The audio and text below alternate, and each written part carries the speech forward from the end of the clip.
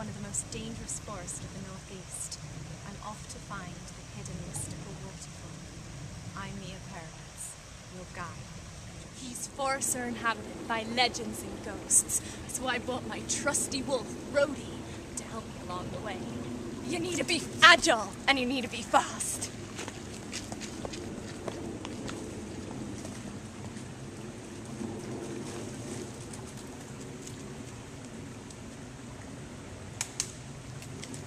One of the stories of this forest is this amazing rock. The forest is on the corner of Bible Street, Walk, Stamford, Connecticut. Indian colonies, Native American colonies, used to inhabit this land. And when they got scared one day from the noise that they heard of people coming in to invade them, they placed a Bible right on this rock, and then it became Bible Street, and the whole area then was developed after that into a Christian community.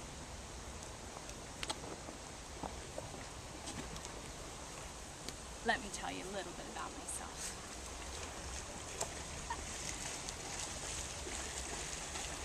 I was born and raised in London, England, to a father of a silversmith and third-generation antique silver dealer. So I was always surrounded and fascinated with history.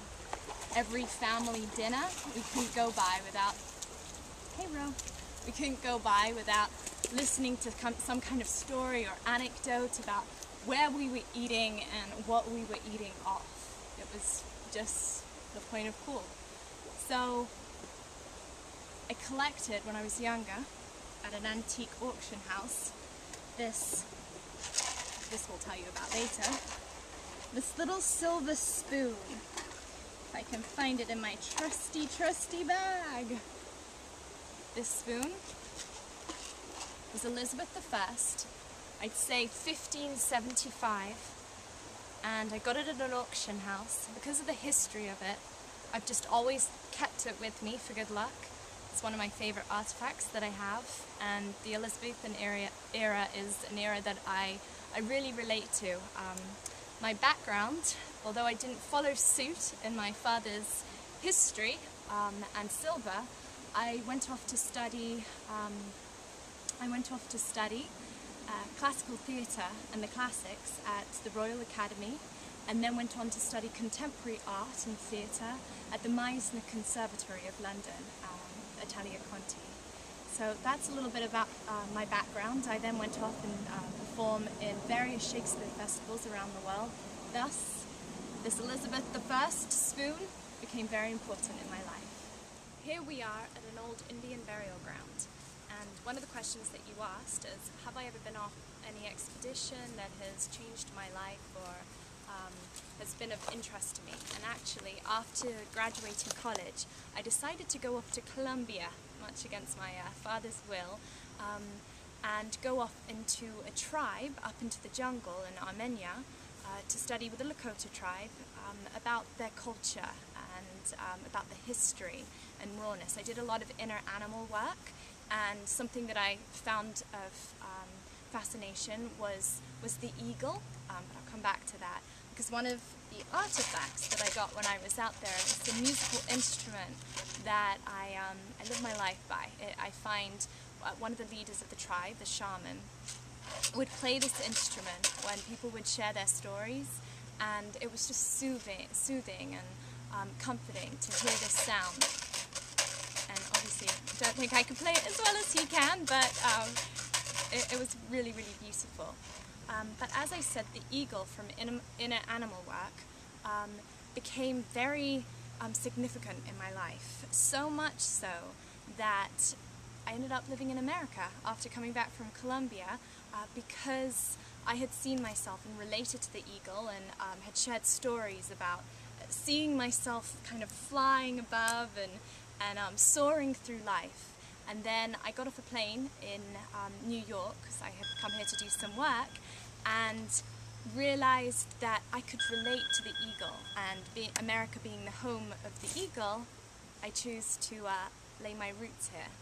So whenever I see eagles now, I feel comforted, and whenever I'm in America, I feel great. I was fortunate enough to travel lots when I was younger, and I think that's kind of one of the benefits of being raised in Europe.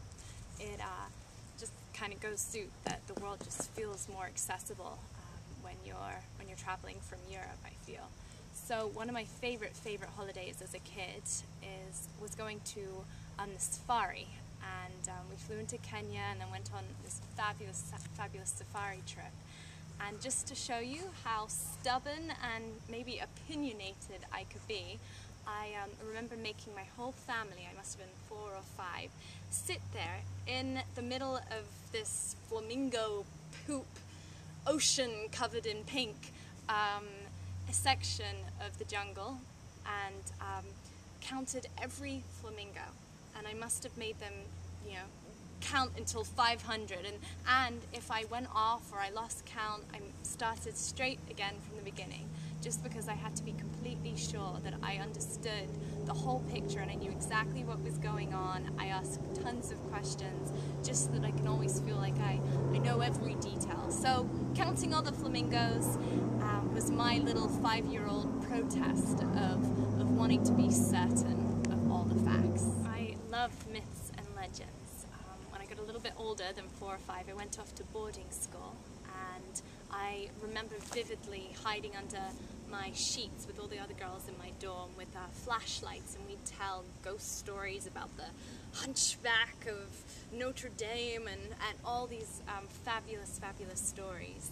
And in fact, Ronald Dahl's daughter supposedly went to our school, and she, in an attempt to not want to go to school one day, decided to burn down part of the building. Well, that was the story. So we would develop all these clues through these secret passages of this old boarding house, and very inquisitively I would lead these kind of inquisitions, so to speak, to find out if the matron was really serious about all these horror stories from Ronald Dahl, or she was just trying to spook us to get us to go to sleep. So yeah, I guess finding answers, solving questions, and kind of coming up and deriving my own stories and my own conclusions became the lead way for me.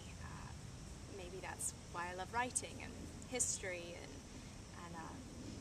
finding all the facts. 2 men that I admire most in history would have to be Abraham Lincoln and King Henry VIII. King Henry VIII, because of his radical, I want to say radical decisions and complete religious destruction to really gun through what he wanted with separation of church and state. And then Abraham Lincoln, for his ability to take a country during the Civil War out of complete destruction by making radical decisions that had never been made before, and bring it to some kind of unionship, bring the country to a unionship and understanding.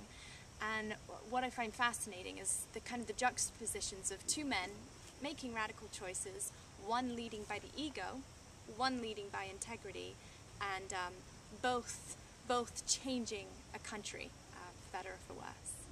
Divine intervention is how I feel about Excalibur, that there is a plan and a map to this universe that one person controls. We each show up to play our part, like King Arthur. The link between Excalibur and King Arthur's sword and the Holy Grail is another story I find provoking. What would it mean to all of us, the Henry VIIIs and the Crowleys, to know if the Holy Grail really does not exist? Or is religion just another language we've created to exist in, and its tangible relics have no bearing in our modern world of answers? Due to my inquisitive nature and my vivid imagination, and my quest to always be the bearer and the keeper of truth, I think I'd be pretty good at posing new ideas and new stories to theories